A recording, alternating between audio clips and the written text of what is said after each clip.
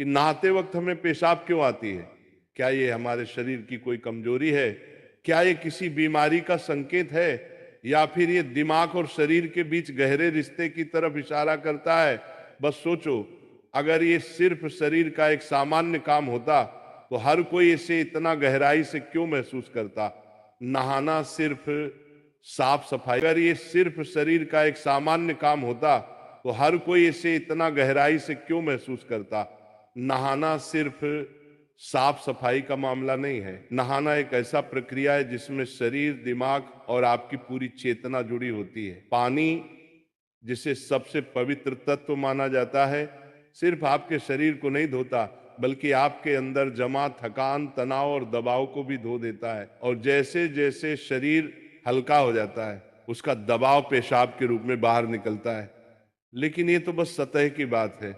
असली कहानी इससे कहीं गहरी है, क्योंकि शरीर का हर अनुभव मन का भी अनुभव होता है और मन का हर अनुभव शरीर में उतरता है।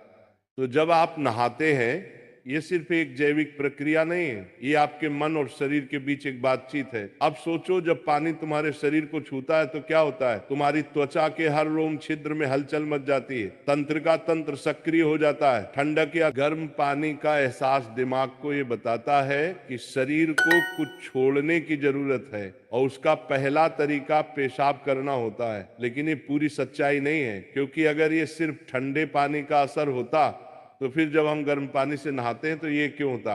अगर ये सिर्फ मूत्राशय की वजह से होता तो नहाने से पहले ये क्यों नहीं होता, और पानी गिरते ही अचानक क्यों होता है। यही वो राज्य है जो लोगों को हैरान कर देता है। जैसे ही आप नहाना शुरू करते हैं, शरीर आराम की स्थिति में चला जाता है। और जैसे ही शरीर आराम करता है, सबसे पहले वो दबाव को रिलीज कर देता है। ये दबाव कभी पेशाब के रूप में दिखता है, कभी गहरी सांसों में और कभी थकान के एहसास में। इंसान तब तक दबाव में रहता है जब तक वो खुद को छोड़ना नहीं सीखता। नहाना, पानी में डूबना, ये सब काम इसलिए अच्छे लगते हैं क्योंकि ये आपके अंदर के बोझ को हटा देते हैं।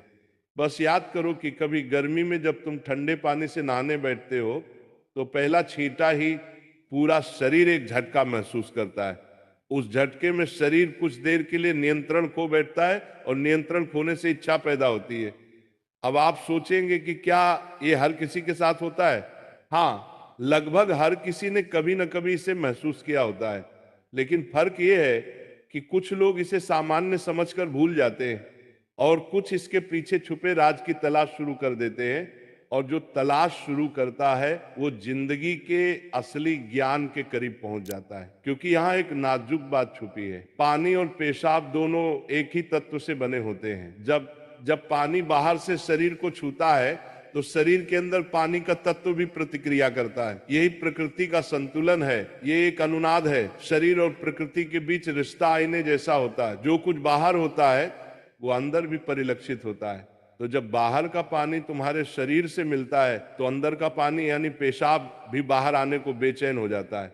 लेकिन अब सवाल उठता है, क्या ये सिर्फ पानी और मूत्राशय की बात है, या इसके पीछे कुछ और भी है? क्या ये किसी कमजोरी का संकेत है? क्या ये किसी बीमारी का शुरुआती लक्षण है, या बस मन और शरीर के बीच की एक बातचीत है? यहीं से हमारी यात्रा शुरू होती है, शरीर के विज्ञान से लेकर आध्यात्मिक दृष्टि तक। क्योंकि अगर हम इसे बिना समझे सामान्य कहकर नजरअंदाज कर देंगे तो हम जीवन के एक बहुत बड़े संकेत को खो देंगे। तो चलिए अब इस रहस्य को और गहराई से समझते हैं।